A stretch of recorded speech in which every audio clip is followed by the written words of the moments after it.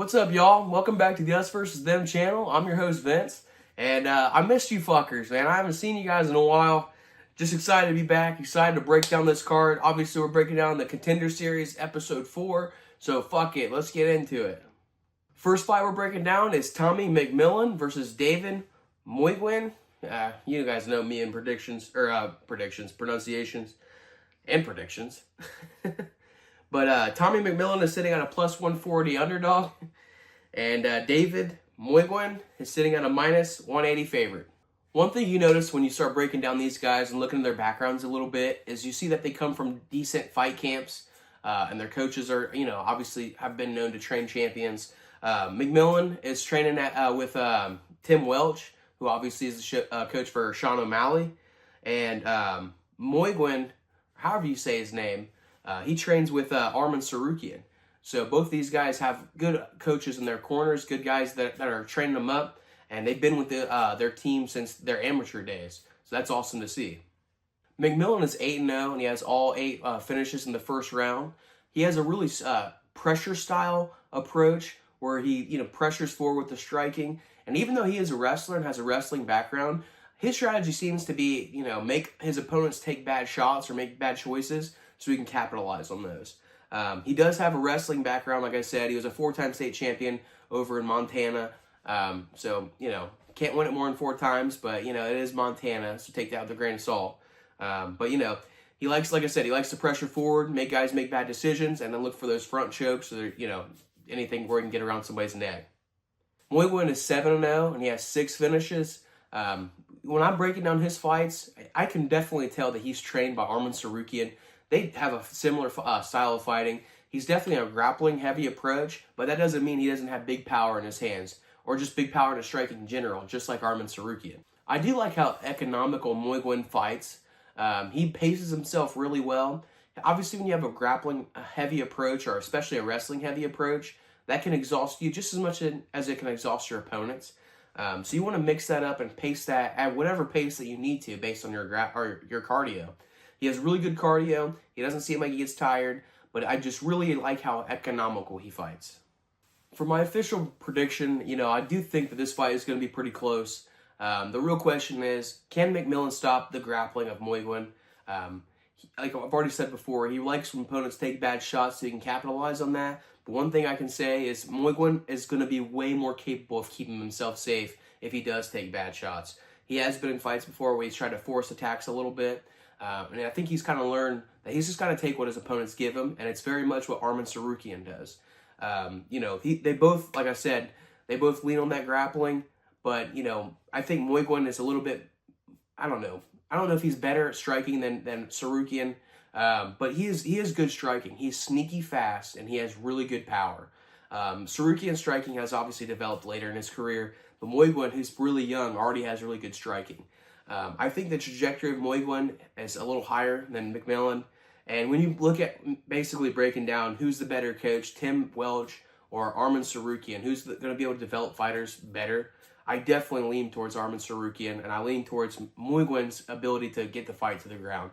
So for my official prediction, I'm going with Moigwin. I think both these guys are really evenly matched, so I think this is going the distance, so I'm taking Moigwin by decision. Second fight up, we have Eduardo Enrique versus Antoine Ho. Enrique is sitting on a minus 145 favorite, and Ho is sitting on a plus 114 underdog. You guys might remember Antoine Ho. He was the guy that Loney Kavanaugh fight on the Contender Series, and Loney Kavanaugh ended up getting a knockout first-round finish, and that's what earned his UFC contract. Well, here Ho is again, trying to knock on the door to get another contract, and he's facing a tough fighter again. I think both of these dudes are really tough, really high level. I think both these dudes have the ability to compete in the UFC at the flyweight division. But, so this is kind of a tough one to predict, too. When I'm breaking down Ho's fights, obviously he really likes to strike. He likes to glide in and out really well, and that's one of the things that he does that really, really good. His ability to glide in, touch people, and then get out without getting hurt is really high level. But we've also seen sometimes he does stick around there too long, and that's where he got in trouble with Loney Kavanaugh. When he was entering in, Loney hit him with a nice 1-2 and knocked him out cold. So, like I said, that foot movement was really good, but it can put him in trouble too.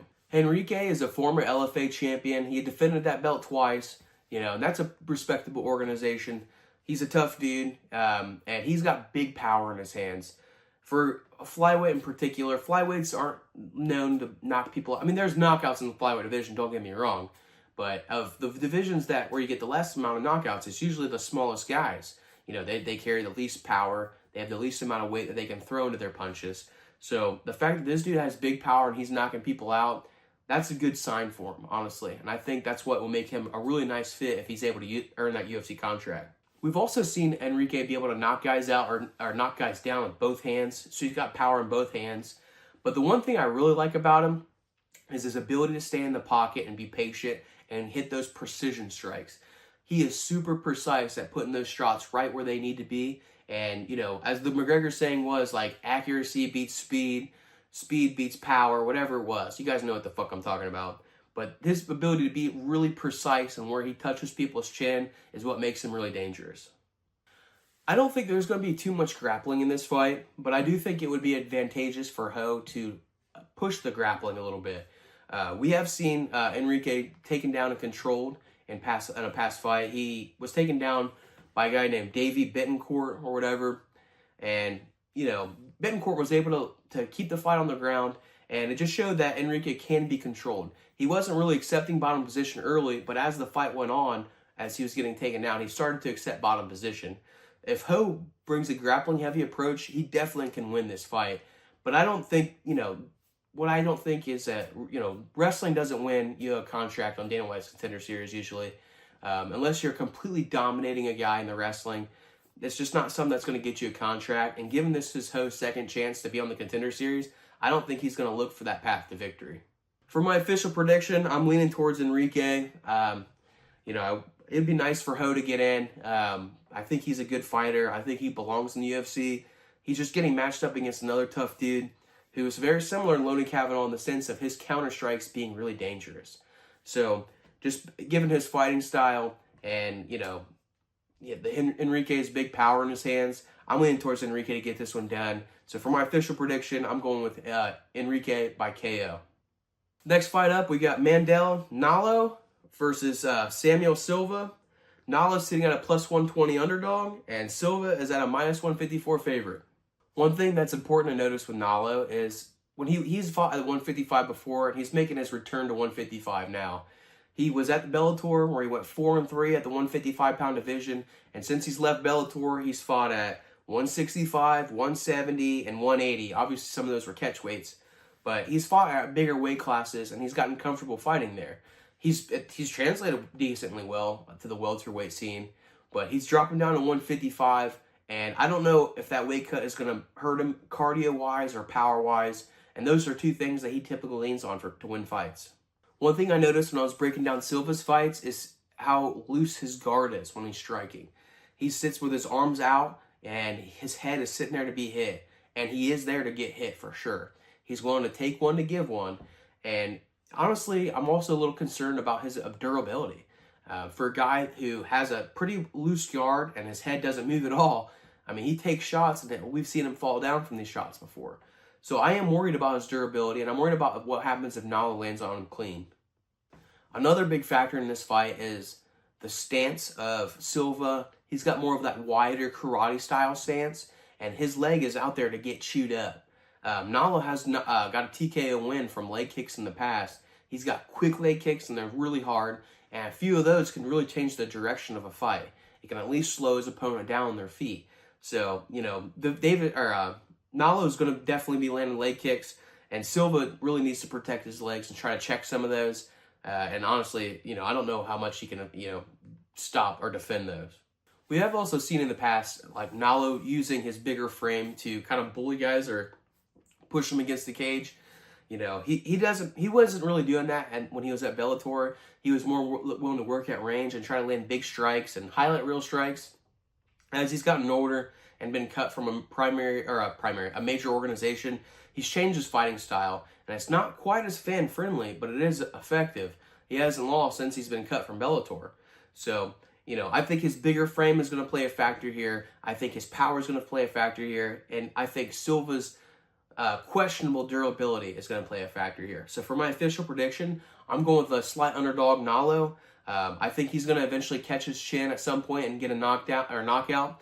Before that, I think he's going to start chewing his legs up to the point where Silva's going to bring that back leg, bring his leg back and change his stance. He is comfortable changing his stance, and that's when we're going to see Nala start working body shots, and then he's eventually going to hit him with a 1-2 or something like that, find the chin and get a knockout. So I'm going knockout for Nala. Next fight, we have Theo Haig versus Cesare Olachechek. Haig is sitting at a plus 260 underdog, and Olachechek is at a minus 360 favorite. Guys, this is a classic striker versus grappler fight. Haig is has a background in wrestling. He's a former All-American D3 in wrestling, and he definitely leans on his wrestling to at least wear his opponents down. He definitely likes to get on opponents, get on their backs and get chokes and shit like that. But he's a super high-level wrestler, and he's going to lean on that wrestling to get the job done here. We have seen Olachechek get, as my friends like to call it, wrestle-fucked, where pretty much they're just out-wrestling guys. They're not doing too much damage. They're not going for a lot of submissions, but they're just controlling dudes on the wrestling. We've seen Olachechek get wrestle-fucked before to Alibeg Ruzalov.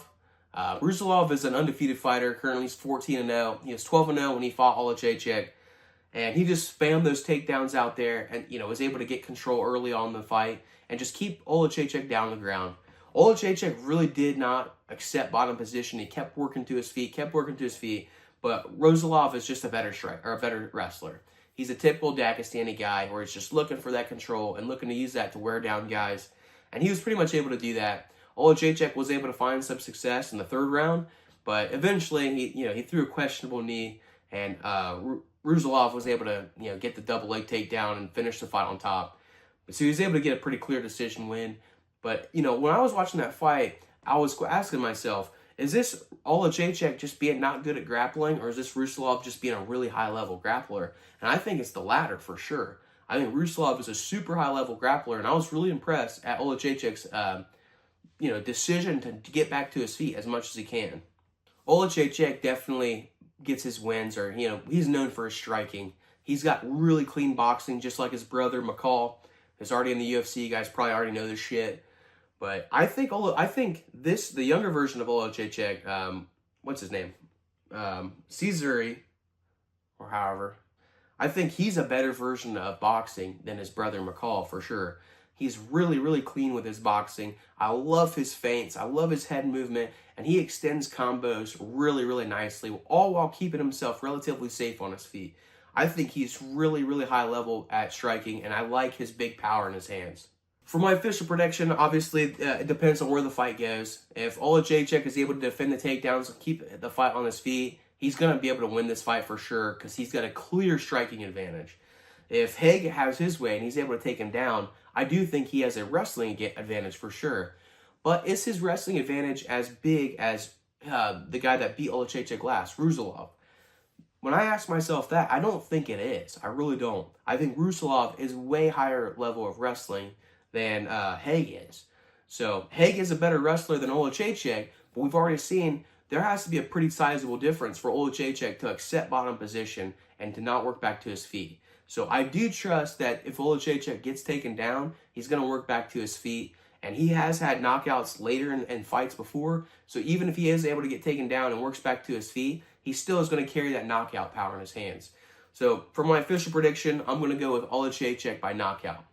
Last fight we're breaking down is Jack Cogden versus John Paul Lezibione. Let's be honest, right? Jack Cogden is sitting at a plus 350 underdog, and John Paul, I'm just going to call him John Paul, is sitting at a minus 520 favorite.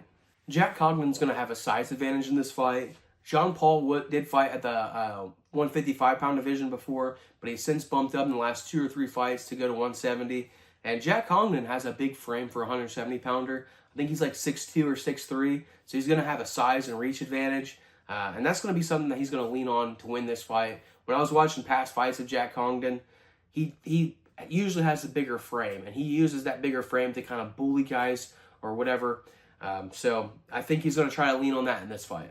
Jean Paul has decent striking, if you ask me, but he earns his bread and butter. He earns his money from his grappling skills. He's really, really high level at his transitions and his grappling. And one thing I really noticed about him is he has got 3 guillotine finishes of his 8 wins, 5 submissions in total, 3 of them by Gilly. But the guillotine is not something I like for MMA fighters to do because it's an all or nothing type move, right? If you're able to get the submission, obviously you win, the fight's over. But if a guy's able to poke his head out, you just gave up position and now you're on your back. But the way that Jean-Paul sits up into the Gilly, he just seems like he's really keeping himself safe. And I watched in past fights where even though he's attacking the Gilly, you can tell it's either going to go one of 2 ways. Jean-Paul is either going to get the finish or he's going to use it to sweep and land on top. But typically sometimes in the full mount position. Way dominant position. So I really like his guillotine series. I really like his chokes in general. And his submission is really impressive. It's high level. I also think Jean-Paul has the advantage of already being in tough fights before against tough opponents. If you look at his record and look at the guys that he's fought the tougher dudes. Jack Congdon, he only fought one guy that's decently solid in this, at least based on his record.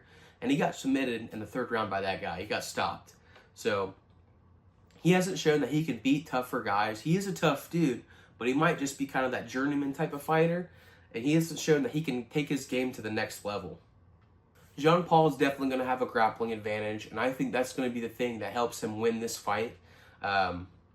If it stays on their feet, I think he can handle himself even still against Jack Congdon. I think he might be even a little bit better at striking than Jack Congdon. The fights that I broke down with Congdon, I wasn't really impressed with his striking. I was just impressed with his ability to kind of be a bully out there. He just kind of flips something on in his brain where he decides that he's going to go bully a guy, and he just kind of does that. Before that happens, though, he hasn't shown that he can strike really well. And I don't think that he's a better striker, particularly than Jean-Paul. And as far as the grappling goes, I think Jean-Paul has a clear advantage there. So for my official prediction, I'm going with Jean-Paul, and I've been going back and forth with how this one's going to go. I'm leaning towards submission just because that's what he does. But I think the ground and pound option is live in this fight too. Well, that's all I got for you guys today. Stop by tomorrow where I'm going to have the parlays for you guys out for tomorrow at 5:30. That's just how we have to do things on the Contender series. They still don't have method of victories and shit like that on DraftKings or whatever. So stop by at 5:30 tomorrow. So I'll break down those parlays for you guys. Hopefully we can put together a winner. But that's all I got for you guys. I miss you motherfuckers. Please like and subscribe and all that bullshit. And I'm out of here.